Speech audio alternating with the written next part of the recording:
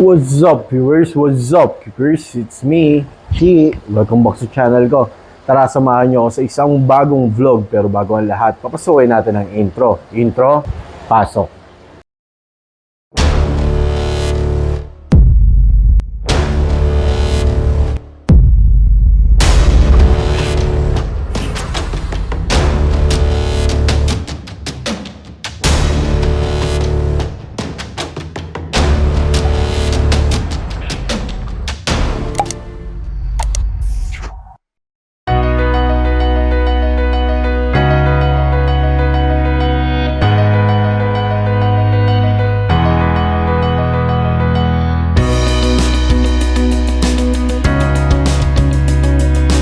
So yun guys, gagawa tayo ng bagong vlog ngayon. Hello Sophie! Hi ka dali! Hi ka baby! Hi!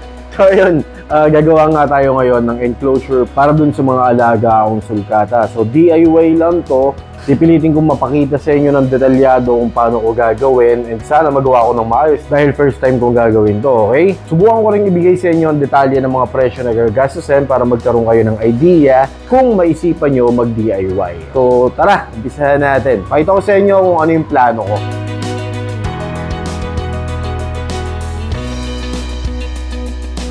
So yun guys, eto nga yung plano natin. Nandito yung layout ng sukat, pati yung mga putol na gagawin ko, okay? So ang sukat na gagawin ko is 48 by 20 by 20 inches. 48 yung length, 20 yung width, 20 yung height. Okay, tapos sliding glass yung magiging viewing ko. So gagamit ako dito ng tatlong pirasong 48 by 20 inches, 19.25 by 20, dalawa. 46.5 by 7, isa. 46.5 by 3, isa. Okay?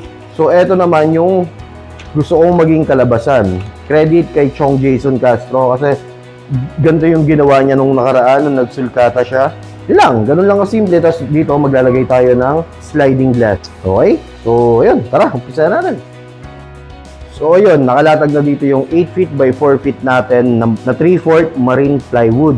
Okay? Ang bili ko dito is 1,350. Marine na po yan. Susukatan ko, tapos puputulin ko na.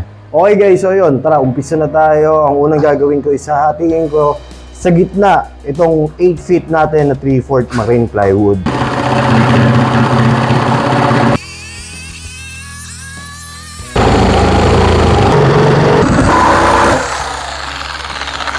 Yo, what's up? So ayun guys, tapos na tayo. Naputol na natin lahat. Ayan.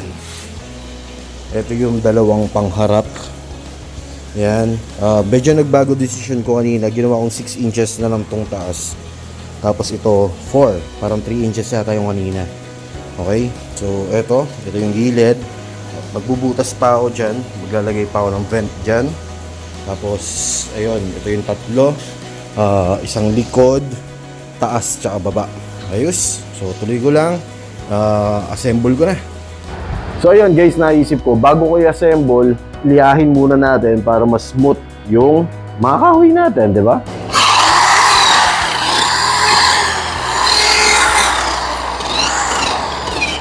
So ayun guys, i-assemble na natin. Medyo mahirap gumalaw dahil wala akong katulong humawak. Pero ayan, subukan natin. Ilapat ko na lang dito sa aquarium ko. So na pre-drill ko na to. Hirap ano? Hirap mag-isa. Tapos, hindi pa kompleto mga tools mo pang lapat.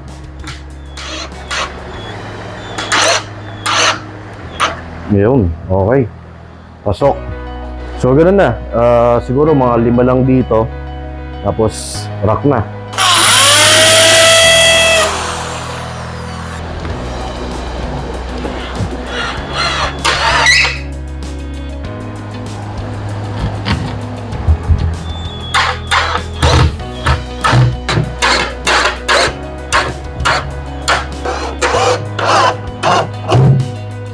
Ayos.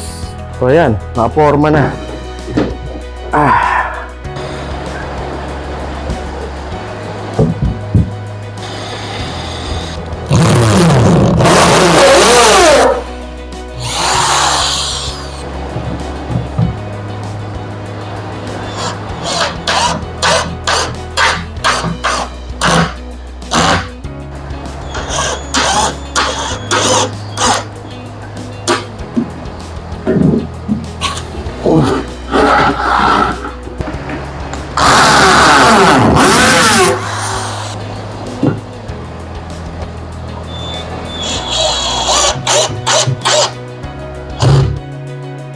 Ay, nanay yan. Nagdi-DIY ako dito. Ayan, no? Nasa tabi ko na. Apaw pa din. Ay, buhay.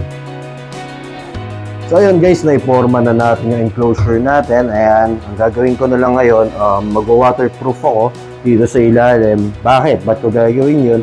Kasi nga, di ba, maglalagay tayo dyan ng coco peat, ng pine bark, tapos laging nababasa yun.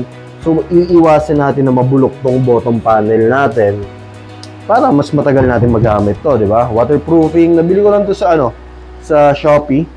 Yan, di ko alam kung effective pero mas okay na yun, meron kaysa wala. Tapos ang gagawin ko next is pipinturahan ko siya buo. Yan, yan buo. Dagdag protection lang, pinturahan ko.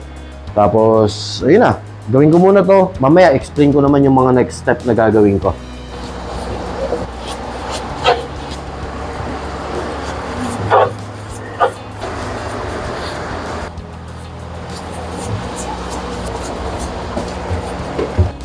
Ayos mo yan? Yes. Ayos yan. Siyempre. Ayos mo? Oo. So ayun guys, umpisa na tayo mag-paint. Ito munang labas. Kasi yung loob, pinapatuyo pa natin waterproofing. So ang gagamitin ko, ito, gantong kulay. Ito yung available dito sa bahay. So ayoko lang gumastos. Ito na lang gagamitin natin.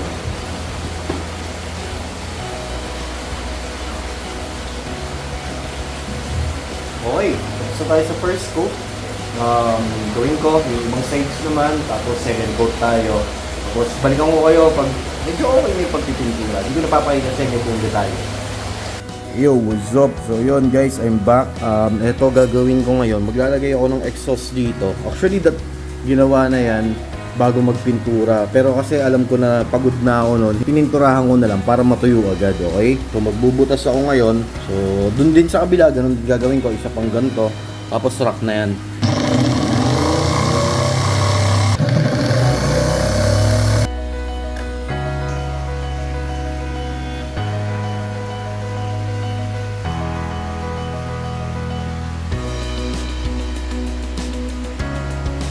Very good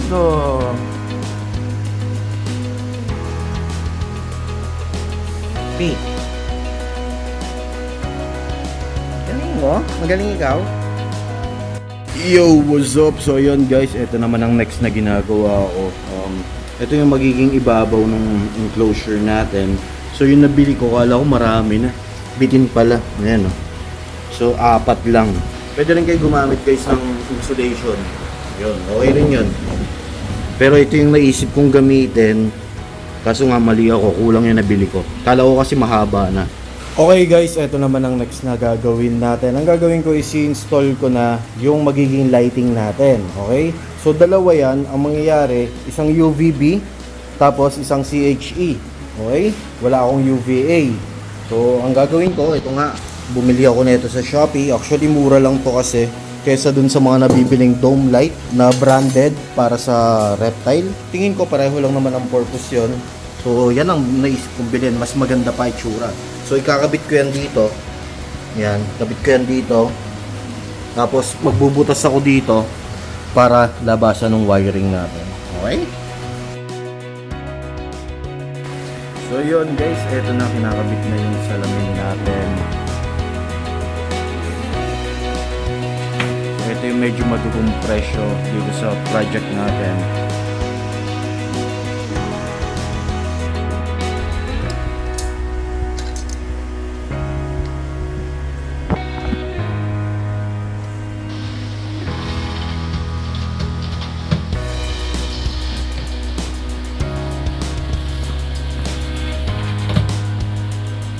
So yun guys, update lang tayo. Okay? So eto, naglagay tayo dito ng thermometer natin, tsaka hydro.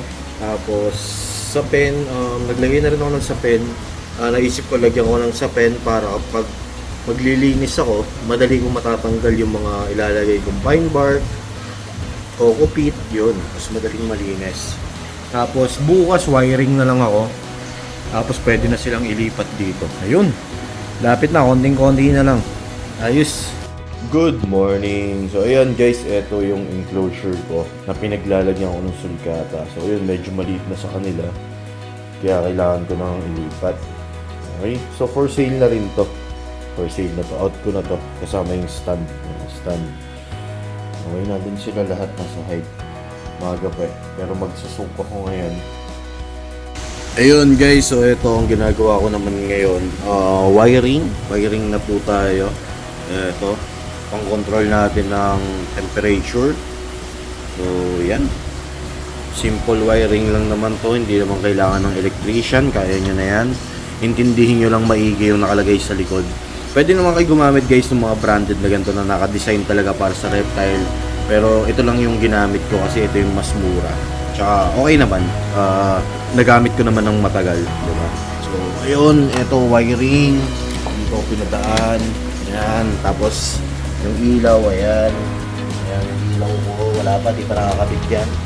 So ayusin ko lang lahat ng wiring, tapos lipat ko na sila mamaya.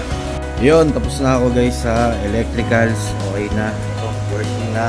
So okay, 30.5, nakaset to ng 34. So medyo malaki to. Kaya medyo matatagalan yan. At naka-open pa. Okay? So yung UVB natin, ayan. Okay na, working na. Naka-timer yung UVB. Ito. Naka-timer yan. Bali mag-on siya ng 8 AM. Mamatay ng mga around 5 PM. Parang ganun. Okay. Ayos. So yun. Okay na ako. Ilalagay ko na tong mga substrate. Tapos pwede ko na sila ilipat. Ayan sila. Woohoo! Okay, game guys. So, ito ang mga gagamitin natin. Reptile King, syempre. Coco bedding. Tapos, premium bark. Yan, Reptile King. Tapos ito, ito yung lagi ko nabibilang na dati pa.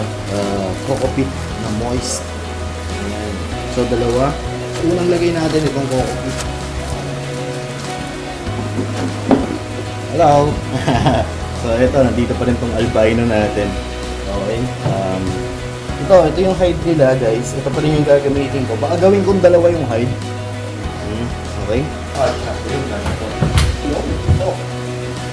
So yun guys, medyo malikot ang utak ko.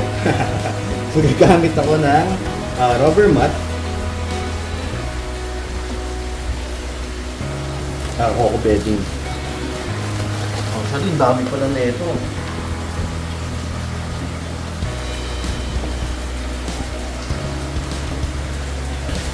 Yo, what's up? So yun guys, tapos na tayo. Okay? So ililipat na natin yung mga sulkatan natin. So isa-isahin natin ha. So ayan sila. Apat na sila, no? Hindi na ako nakapag-update. Okay? So yan, apat. So sila yung mga lilipat natin dito sa bagong gawa nating enclosure. Okay? Tara, lipat natin. So eto na. Eto na yung pinakamalaki natin. Kung maalala nyo dun sa in-upload ko, eto si Dustin. Okay? Tapos eto naman yung susunod. Si Tides. Welcome. Si El. Eto si El. Liit, no? And ito yung bago natin na si Max. Ayos. Ayan. Tara. Focus natin sa kanila. So ayun guys, ayan, nag-explore na sila agad. Si Dusty ayun, papasok na sa hide niya. So ito pa rin naman yung hide niya, kaya familiar pa rin siguro siya dyan. Pasok pa rin siya. Tapos yung temperature natin 33.5. So dito naman, ayan sila. Ito yung bagong hide natin na hindi kasya dati. Yan. So mas gusto nila doon magtago. Medyo malamig sa area na yan. Temperature dyan ay 29.7. So dito 33.5 sa kabilang side. So pag gusto nila ng medyo malamig, nandun sila. Pag medyo mainit, nandito. Pero mas maganda siguro, ayusin ko yung temperature. Dapat hindi bababa yan ng 29.7. Dapat at least 32 dito, tapos dito mga 34. Okay? Yun. So yun guys, tapos na tayo. Okay. So nakakapagod man, pero ang sarap sa pakiramdam dahil ayun nga, DIY. Iba pa rin yung pakiramdam pag ikaw yung naghihirap dun sa ginawa mong project and off. So ayun, ito na nga yung pinangako ko sa inyo. Ibibigay ko sa inyo ng detalyado yung mga ginastos ko. Okay, so ito, may gumawa ako ng listahan. Ayan, babasahin ko sa inyo isa-isa, tapos subukan kong ilagay dyan sa gilid. Okay? So, unang ginastos ko dito, yung plywood na 3/4 marine. 1,350 po ang bili ko doon. Next naman na ginastos natin dyan ay yung sliding glass. So, hindi po ako yung gumawa ng sliding glass mismo. Binili ko po yon sa mga nag-aluminum shop. Ang siningil po sa akin doon ay 2,000 kasama ng installation. Okay? So, 2,000 tsaka 1,350. Digital Thermo 1, Digital Thermo 2. Actually, marami akong thermo doon. Thermo Hygro. So, ang nilagay ko dito is 90 tsaka 80 pesos. Temp control. Ito naman yung nagko-control ng temperature natin. Kung na-reach niya na yung temperature na gusto natin, mamamatay yung CHE natin. So, ito ang isa sa mga importanteng kagamitan natin sa sulcata enclosure. So, ang nagkakahalaga to ng 90 pesos. Okay? So, downlight. Ito, downlight ko yung malaking lagayan ng bumbilya. So, yung dalawa na yon nagkakahalagang 700 pesos. 350 ang isa. Okay? So sa inyo, kung gusto nyo makatipid, huwag na kayong bumili ng mga ganun downlight. Kaartihan lang yung ginawa ko na yun. Pwede naman kayong gumamit yung lagayan lang ng yung bumbilya, yung socket lang. Pwede na yun.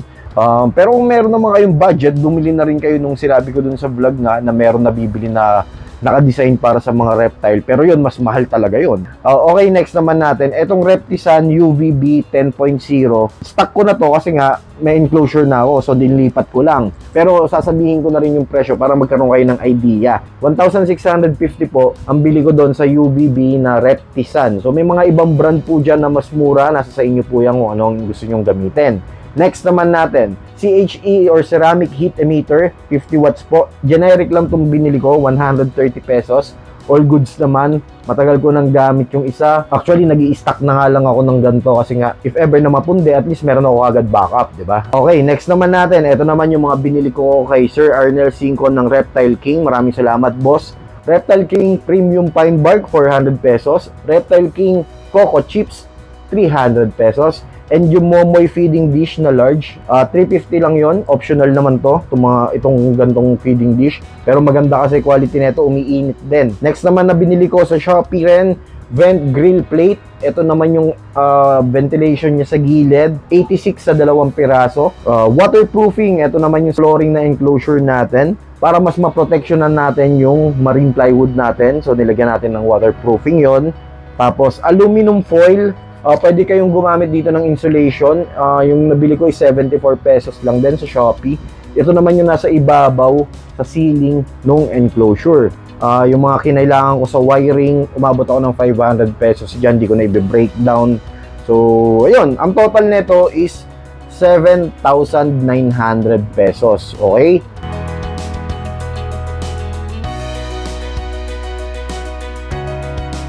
So kung tatanungin nyo ako kung sulit ba to, para sa akin, medyo mataas yung ginastos ko, no? Kasi nga, from scratch to from wala kang stock. Pero kung itong sa DIY ko lang, alisin mo na yung mga old stock ko, siguro less 3,000 pa. Okay, so mga ginastos ko dito siguro mga kulang-kulang 5,000 lang. Ayun. So, para sa akin, sulit.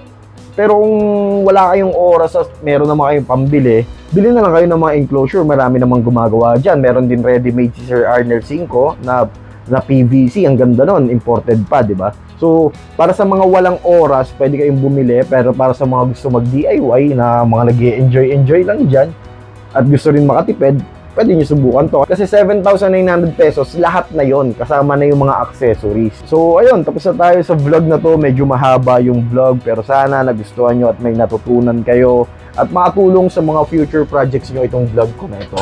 So, again, sa mga gusto ng mga ganitong klaseng content, pwede kayo mag-subscribe dito sa YouTube channel ko at i-share, i-like ang mga video ko. Okay, maraming salamat ulit. Bye-bye!